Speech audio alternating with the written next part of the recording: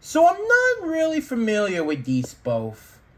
Like, okay, I know who Spider-Man is. I've seen like a couple of stuff, and I know My Hero Academia, but I'm not really familiar with them a lot to really understand them. I've almost seen one full Spider-Man movie, but I haven't finished it. So this one is some Miles Morales, so I don't know if that's gonna help me out here. And Deku, I ain't never seen My Hero Academia. So I'm vaguely familiar with them, but I don't know enough to really like judge them. So I don't know how this death battle is gonna go, which is why we got the explanations to help me out. So yeah. Hey everyone, it's me, Shiny YouTuber, and today I'm gonna be reacting to Spider-Man vs. Deku. Let's get this started. 3, 2, 1, go. Fight! Miles Morales versus Okay, so it is Miles Morales. I thought it was gonna be just like Peter Parker and just Spider-Man and Gerald, but no, it's just Miles Morales specifically. Okay. Find out who would win a death battle. Yeah. Apparently, also this animation is done by Moro, which also did the Bowser vs. Eggman and the Indie Cross. Spider, and for who knows how long, he's been the one and only Spider-Man. A friendly neighbor to all of New York City. In a universe filled with super soldiers, hulking green Goliaths, and world-shattering gods. Yeah. Also, we do technically know what the next death battle is. It took too long to like watch this, but that's not here now.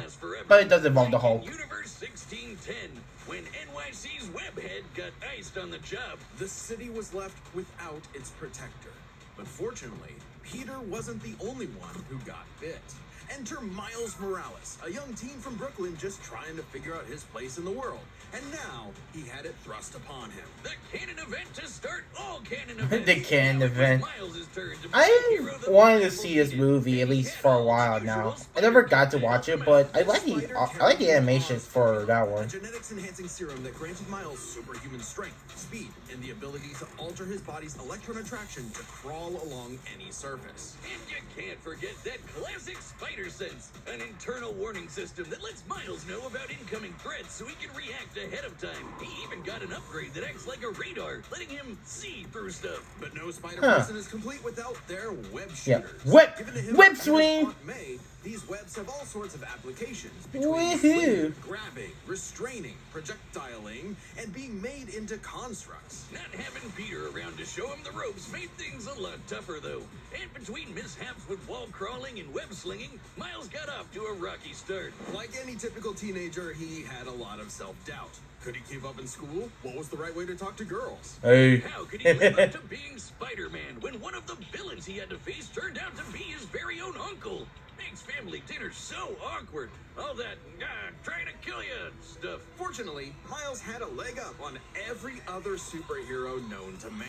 Living parents! Better yet, loving parents. They support Crazy. him when things got tough, even if they didn't always see eye to eye. And thanks to them, he learned that the best way to be Spider-Man wasn't to do it like Peter, but to do it his own way. And it helped that this particular spider had a bit more to its fight than Peter's. Miles has a variety of unique powers, like invisibility and venom.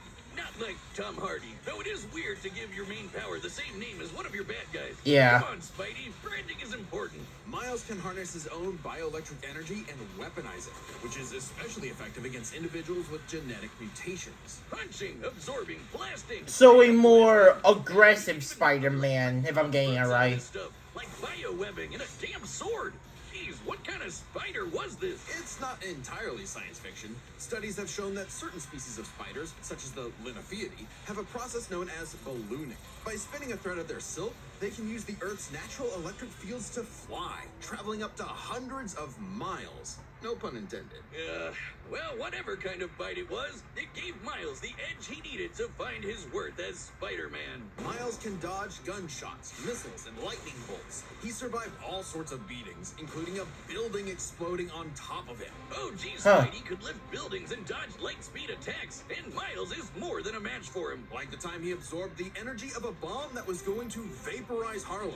a blast that would have Wow. 15 million tons of TNT. He's getting kudos from a ton of Interesting. older heroes too, becoming You a know, member of the new I Ultimates never and really, the Avengers. even though I know Spider-Man, but I never really thought there's a lot you could do with, the web powers. But, get the prove it wrong here. Wakanda himself even suited him up with some Wakandan vibranium. The same What? stuff as T'Challa's own suit. This super rare and tough metal can absorb kinetic energy and vibrational impacts. It helps to regulate Miles's venom powers too, allowing him to better control his electrical output. The Huh. vibranium is thinner to better fit his acrobatic fighting Yeah, I style, know I'm kind but of staying it can quiet still with this shoot out one, like, force attacks like I don't really know. I know of them, but not Buckago enough to really, whose like, swords have shattered get against knowledge it. on them, Though so it's not that's as why I'm being durable more as, quiet. say, Captain America's shield, and enough kinetic energy will overload it. Don't be near it when it does, or you'll end up like the Falcon here when he used his vibranium wings to stop a bomb that was gonna blow up New York City. That's twice now. Does any other city have to deal with this stuff? But when vibranium and spider powers still aren't enough, Miles can push his electrical output What else he got? to overdrive. Giving him huge boosts in strength and speed, and making him a whole lot zappier. It's your classic shonen power-up, and he knows it too. He's a bit of a weeb, and has a thing for mimicking some favorites. Despite his initial insecurities, Miles has more than managed to live up to his predecessor. No longer standing in his shadow, but side by side. Literally, Nice. his universe got blown up, and he was sent to the main 616 timeline, along with his family. And now it's him and Peter as a pair of Spider Bros. He's even become one of the big players of the Spider-Verse, teaming up with all sorts of other spider Yeah, of course, variants. also you can't forget Spider-Ham, There's apparently. anime spider people, robot spider people, dinosaur spider people, spider people, a whole lot Yeah, of them, ugh. each with their own way of getting the job done. Miles even led them into battle against the Inheritors, a bunch of interdimensional vampire assholes. This is what Stan Lee was proudest of in his favorite superhero. Regardless of who they were, any sort of person could wear the mask and do the right thing. For so long as we stay true to ourselves and help others in our own unique ways, then anyone can be a hero. Yeah. Alright. But So the definitely truth is, a way more aggressive to Spider-Man from citizens what of I'm learning. Japan, there was no one more synonymous with the word than their symbol of peace. All Might. The big numero uno, with a smile on his face, he could save anyone and win any fight. I kind of know a bit of Deku, but not in the way you think. I never watched My Hero Academia, but I've seen a couple of videos where it's like, remember when Ghostface got into Mortal Kombat? There's like a bunch of videos of like, them going up against random characters, and there's like, Stu, what the hell is this? And one of them I saw was Deku, which was funny. Bakugo like to call him the good-for-nothing Deku. Izuku Damn. wanted to save people just like All Might. But yeah, that's how we know of His Deku. people told him that From a bloody Ghostface skit. Forever the beta male in the shadow of Bakugo and his Sigma quirk, until he got the chance to alpha up and lend his rival a helping hand, proving himself worthy of All Might's torch. And so, after months of training, Izuku was granted All Might's quirk, One for All. This power allows him to boost his strength to incredible heights, using it for smashing attacks named after specific U.S. locales, and a soccer club. Or football, as they call it. Straight punches, spikes, even finger flicks. One for All is the ultimate in strength-enhancing quirks. The first time he used it, Izuku destroyed this giant robot in a single blow on accident. Damn. Too bad it wasn't the only thing he destroyed, though. Oh. Damn, that looks like it hurts. One for All's power was so great that the recoil would shatter Izuku's limbs when he used it. In the hands of an improper vessel, One for All could cause their body to explode. So Izuku would need to continuously train to master it at his Hero Academia. Say that again. UA High. Here he'd be inspired by girly pop Uraraka to turn his zero name into his hero name, becoming the Deku who always does his best. Something that he may have taken too far. When it came to saving people, Do Your Best here had a bad habit of putting others way before himself. Sure, everyone else was okay, but he'd be good for nothing all over again if he got himself paralyzed. Yeah, you're just hurting Down yourself. his hospital build, he developed full cowling. Instead of using his quirk in short bursts, he would continuously spread the energy across his body at low percentages, using it for acrobatics inspired by Bakugo's explosive movements. And with that new thinking came a new fighting style. Shoot style. To use a stronger limb that'd be less likely to break, Deku took a page from Nerd Emoji Ida's book and switched to focusing on kicks to pack in more of a punch. Yeah. And that power would be needed. After a climactic battle with All for One, All Might would be forced into retirement, just a few months into Deku's training. Now it was his turn to face this demon lord. Yeah, you got it. You go kill the demon. All Might had passed one for all onto Deku. It had been passed onto All Might by his master, and onto her by her master. One for All was a power that was built upon for generations. The quirks of the previous users of One for All manifested in Deku, along with their spirits, or vestiges, to help him in his battle against All for One. Black Whip gives him energy tendrils to swing around and restrain foes. They can also brace his arms and manually control his muscles if he can't move. Float allows him to soar high into the sky. By combining it with controlled blasts of pressurized air, he can effectively fly.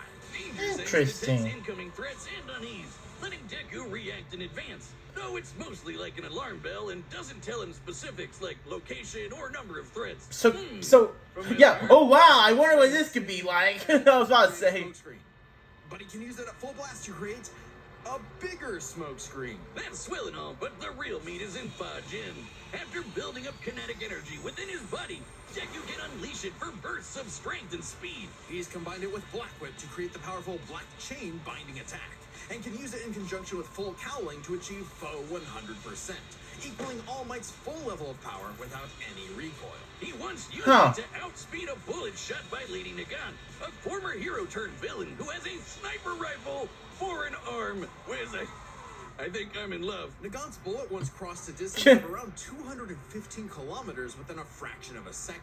That's 6,700 times faster than sound. And Deku was moving so fast, the bullet seemed like it was standing still. And he can go even faster Wow. with his final quirk, Gear Shift. By touching a target... Wait, even faster? Also, I know we're talking about Deku, but imagine the recoil of having a gun for an arm. That must suck. So fast, he can punch multiple times in an instant. Even All for One's own protege, Shigaraki, couldn't track him. And this is a dude who can catch light-speed laser beams. It does have a time limit, though. After 5 minutes of continuous use, Deku's body will catch up to his speed, suffocating him as his cells become unable to take in oxygen. Oh. Not nearly as bad as One for All was suffocating him, though. He's been doing all of this shit in just the 10th grade. I hadn't even figured out you could breathe through your nose at that point. The pressure of having to save his friends, the country, the entire world weighed on Deku. So he left UA to fight this war alone. But alone was never where Deku fought best. Having come from nothing, his admiration for his peers gave him strength, just as they admired his strength and desire to help others. Even Bakugo came around to him. So when it came time to finally put that demon lord back in hell, his classmates, teachers, mom, friends, enemy, and everyone else supported and cheered him on.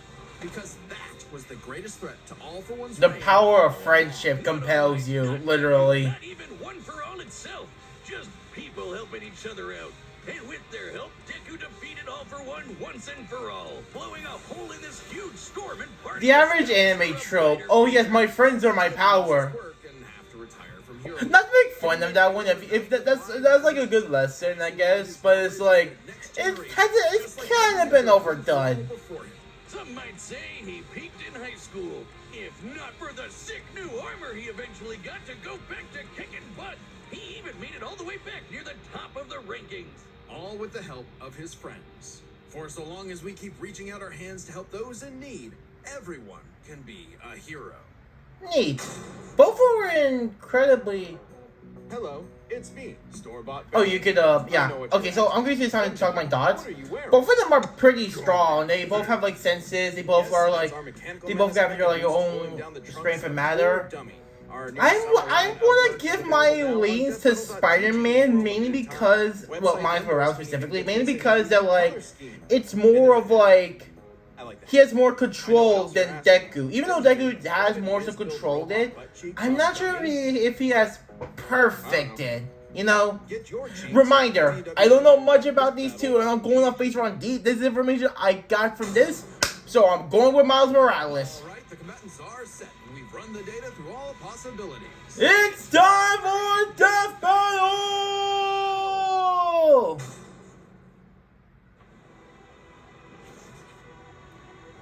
There's Miles Morales. Just web swinging. Huh? Hmm?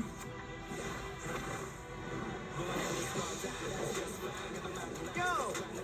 You're more man and less spider than usual. Whoa, I was looking for you. Care to show me what you can do? Alright, new guy. First lesson, don't watch the mouth. Watch the hands. Now watch mine, Delaware! Alright, here we go. Yeah, this definitely feels like it's animated by Moro. This looks really good. Let's try He also did anime for like Shigaraki versus Mahito. I believe that's how you pronounce it correctly. I believe he also animated that one. Which he did a really good job on them. Gotta take this somewhere else. And wow, look at his animation. Eat the web swing.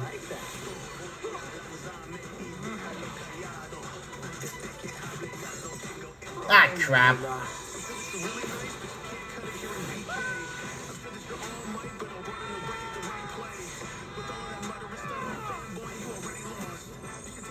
I moved us to an abandoned part of the city so we can go all out. That's probably fair. Do my best. Just go all out with your stuff.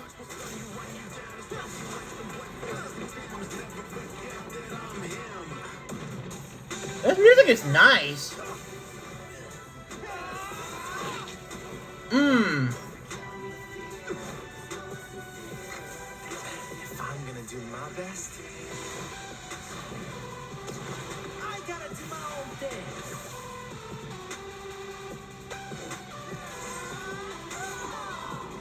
Whoa.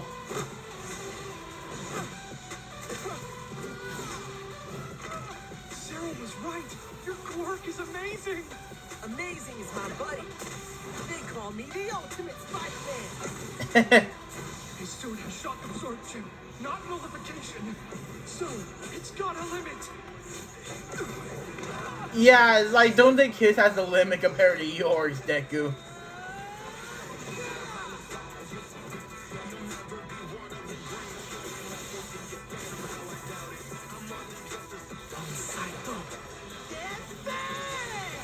Go beyond.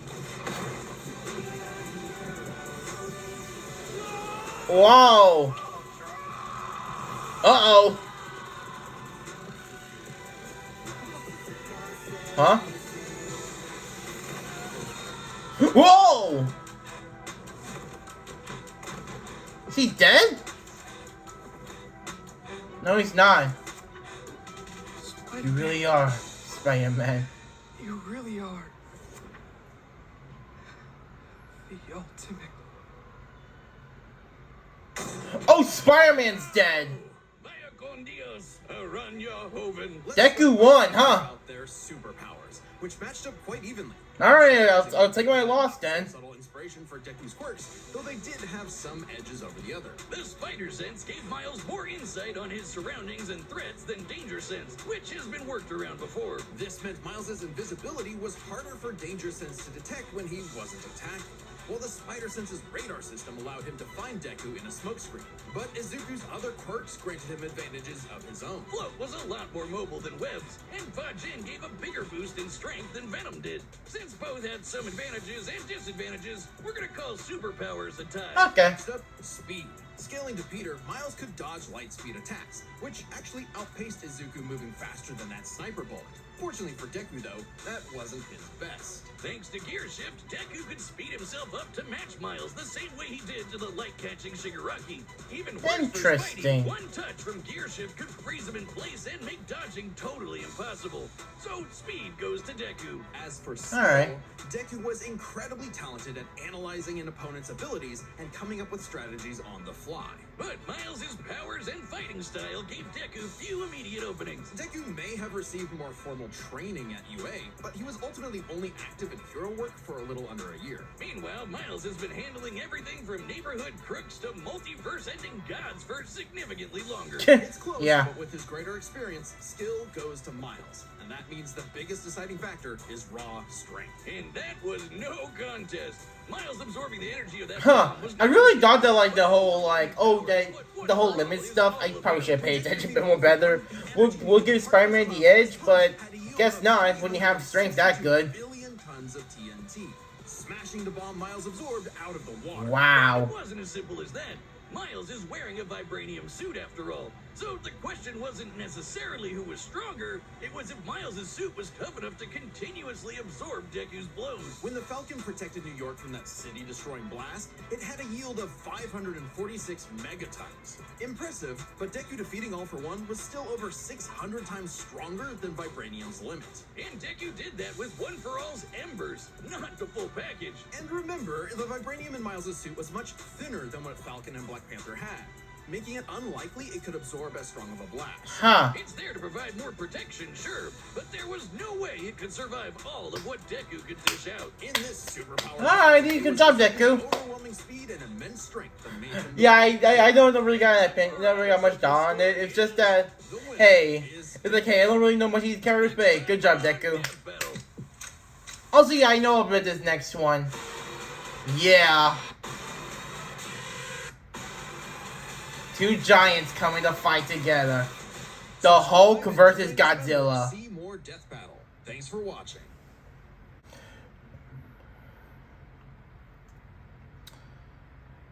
Well, yeah. That was the video. I don't really got much else to really say about that one. Like I said, I don't really know much about those two. It's a pretty fun death battle, though. I like the animation. It feels smooth, but also still feel a bit more impactful, like when it needs to. It's smooth all around, but when it has the big hit, it gets the big hits like a big punch. I like that. Yeah, I know I've been kind of quiet on this one, but yeah, that's just kind of how I am with some death battles I really know characters on, which is probably gonna be this next one. But yeah, anyways, we hope you all enjoyed this video. Thank you all so much for watching this video, and I'll see you all next time. Bye bye.